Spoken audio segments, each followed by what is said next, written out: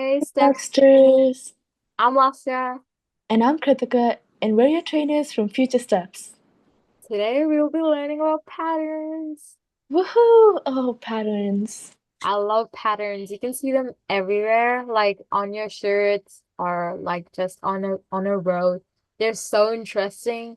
And in math too, we have patterns. So we have patterns with numbers.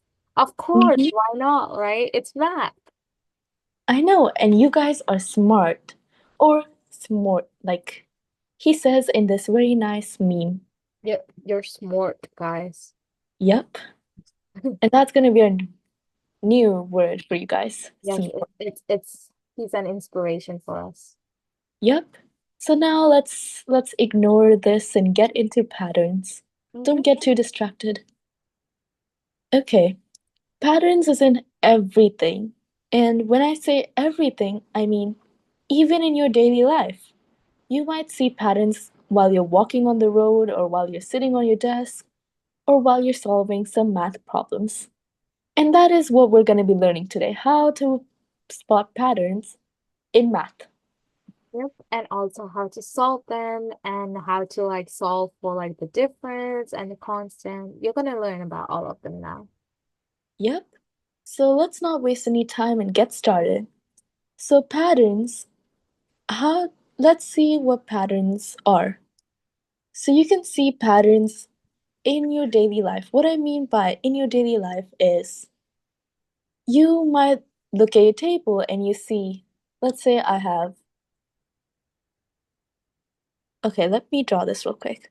Let's say I have a stick, and then I have a ball, and then I have a ball, and then I have a stick, and a ball, and a ball, and a stick, and then a ball, and a ball, and a stick, and it keeps going, right? So when you look at this, you go, oh, so there's a stick, and then there are two balls, and then a stick, and then two balls, and then a stick. You see a pattern. So basically, if I ask you, what's going to be after the last stick, or what's going to be before the first stick, you're probably going to say two balls, and you are correct. And then if I ask you what's going to be before that ball, you're going to probably say stick, right? And that is what a pattern is. A pattern is predictable. It's something that you can notice and you can continue, like Yep, how we did here. yep. And they repeat. So like in this case, we had a stick and two balls. So they always repeated in that same way. Yep. And now let's remove this and let's think of something different.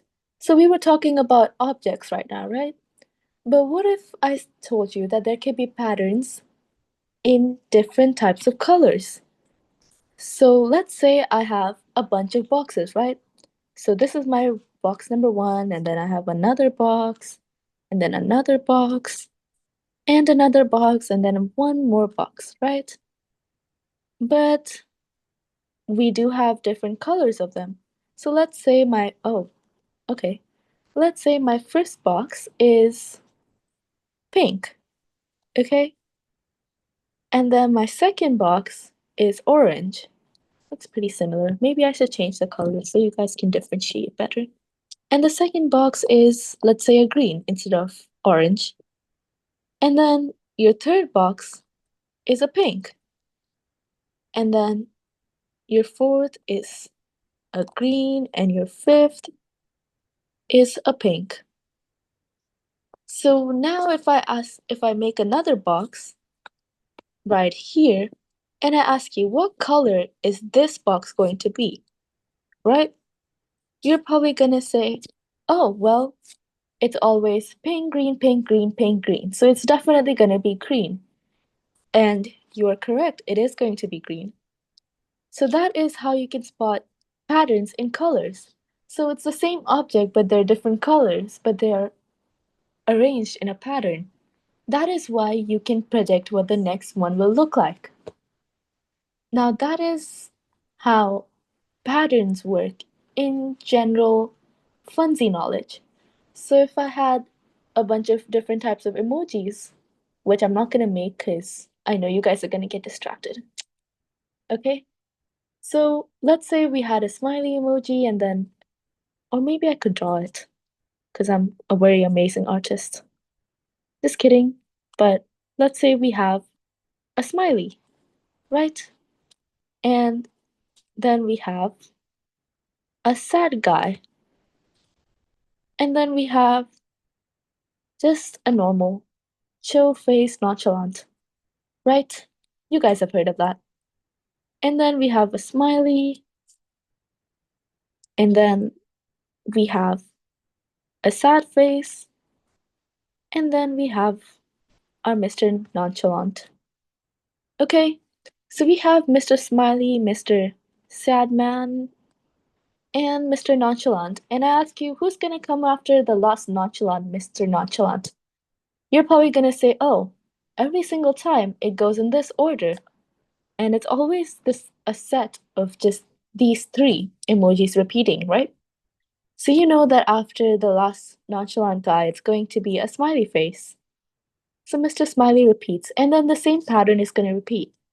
So if it goes in a set of three, the same set is going to repeat and continue repeating until infinity. So it's going to keep going. That is what a pattern is. So now that we know what a pattern is, we can want to more mathsy things because this was just to get you familiar with what patterns are Yep. and how you can spot patterns. Yes.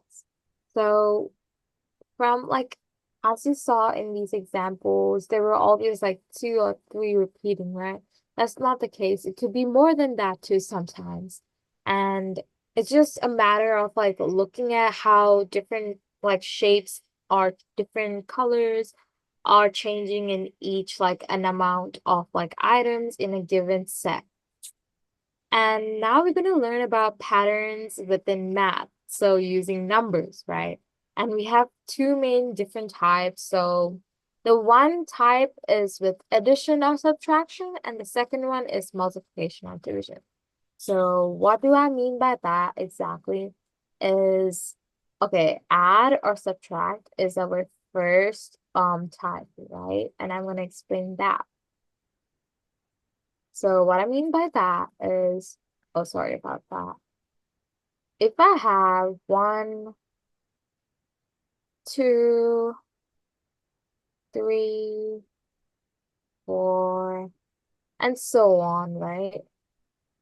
You might say, oh, they're just numbers, right? Like where there's no pattern in there. Well, there is, guys, because if you want to go from 1 to 2, what do you usually do? You add something, right? But what do you add? A 1. Right? So this itself, numbers like normal numbers are themselves are a pattern. See how fascinating it is, right? And from 2 to 3, 2, you add 1. And from 3 to 4, you add 1. And so on. So every single time you're adding 1. So you're not changing the amount, like the amount you're adding in each from going from one number to another. So this shows us clearly how this is a pattern with constant adding or subtracting number, right? In this case, we're adding it. And let's take another case. Let's say 30, 28, 26, 24, and so on. Okay? And tell me, what are we doing in this case? Are we decreasing in number or are we increasing in number? Obviously, we're decreasing in number because we have a 30 and we're going to 20, which is less, right?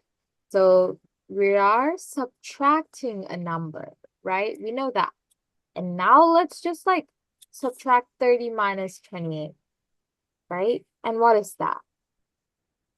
That's 2. So the difference is going to be minus 2. Okay, let's see if it applies to the rest of the numbers. So it's important that in a pattern, you not only check the first two numbers to like check your pattern and be like, oh, we're just subtracting 2 and everything and leave it out. Don't do that, guys. Make sure to check every single time you go to the next number if we're doing the same thing, right? In 28 to 26, you're also subtracting 2, and then 26 to 24, you're also subtracting 2.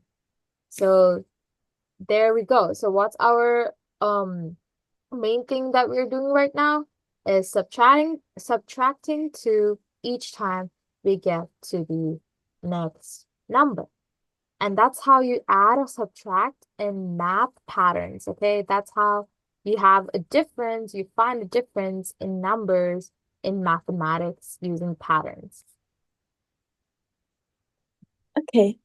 And do remember, if there is a pattern and you don't check it with all the other numbers, it's possible that it is not a pattern because there might be one number in the entire series that breaks the pattern.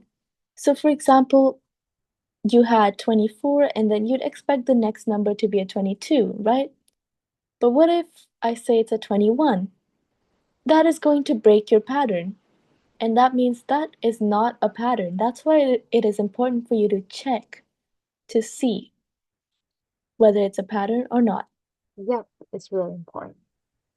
Yep, and now we can go into multiplying and dividing.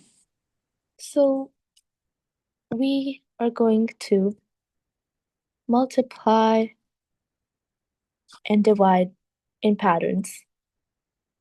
So you're probably wondering, oh, well, does that mean we're gonna have complicated things?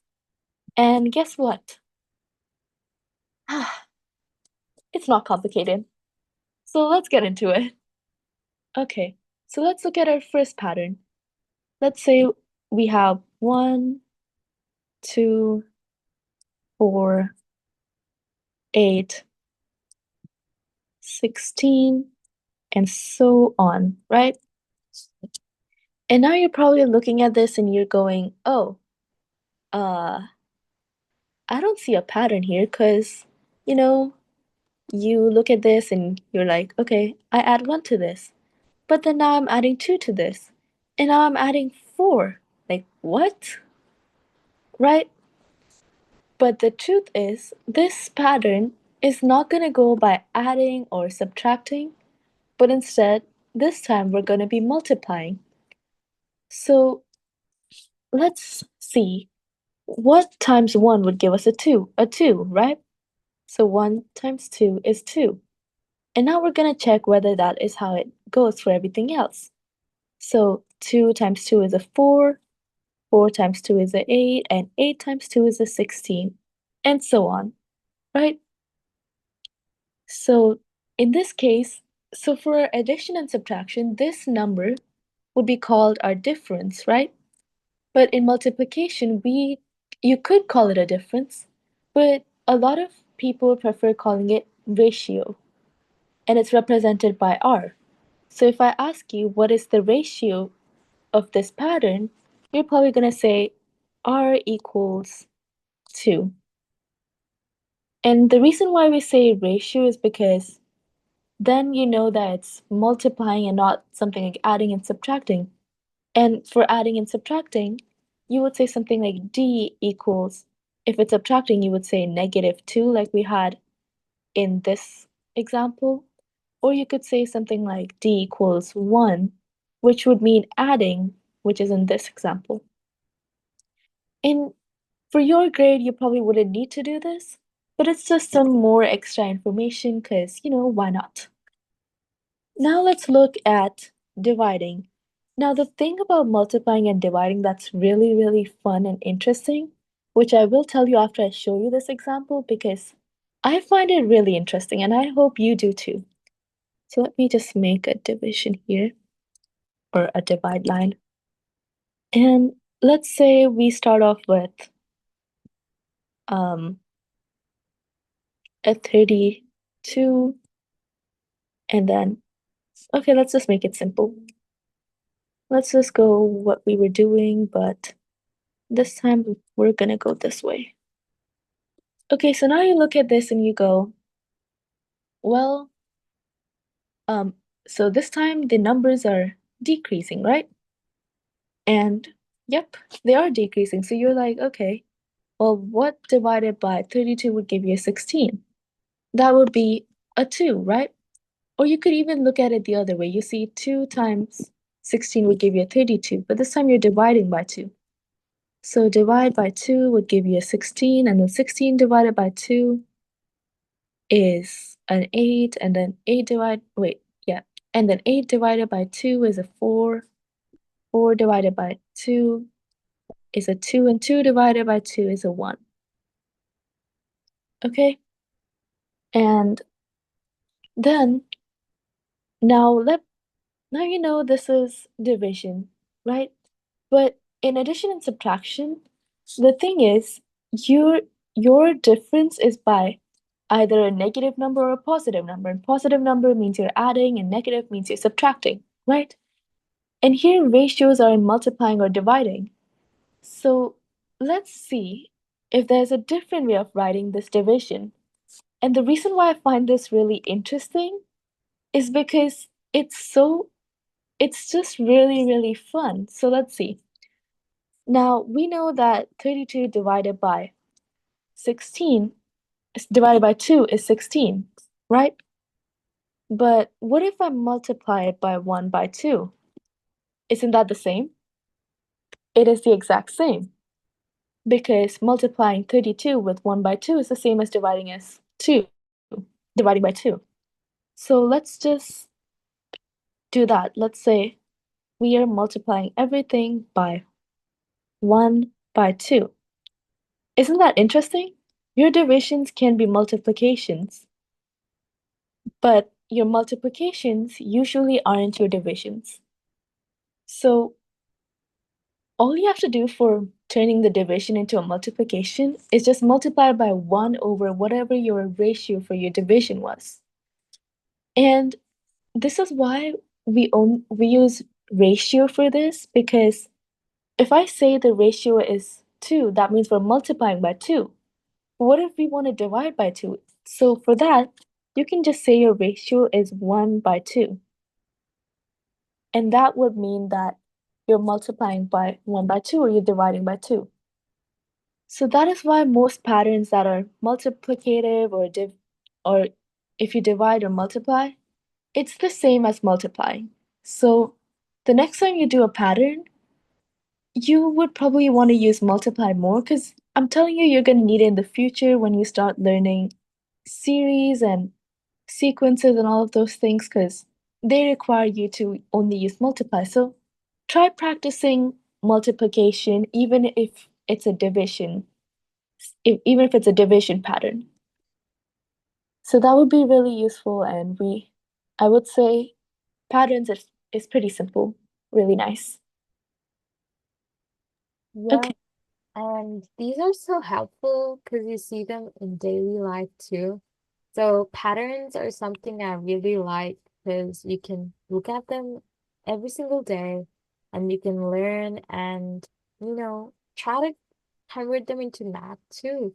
Like sometimes if you see like a black box or something, then make it 32. And if you see a white one, just make it 16 or do some fun stuff like that just to make your math skills better. And remember to always practice to make it better. And remember, you guys are smart. Okay? Yep, y'all are smart. So remember, keep your bulbs lighted and Yes, always come up with solutions, practices, or anything else because you will need it. yes, you got this. Yep. So, our math geniuses, we will see you in our next video. Comment down any questions, concerns, video suggestions, or just anything you want to tell us. Yep. And if you have any questions, you can also email us through our email and always comment down below too if it's much easier for you than email. Yep. And we do look at all of our comments usually. So don't think that we aren't going to look at it and we're probably going to ignore it. No, we're not. We will look at it. So any questions you have, comment down below. We'll be there for you. Yeah. Yep. And that's all we have for you today. We'll see you in our next video. Thank you so much for watching. Continue practicing, spot patterns around you, and just have some fun. Because math is really, really fun. Yep. And that got proven by our very nice Mr. Nonchalant right here. You will see more nice people like him around. Well, So, see you in our next video. Goodbye. bye, Stepsters.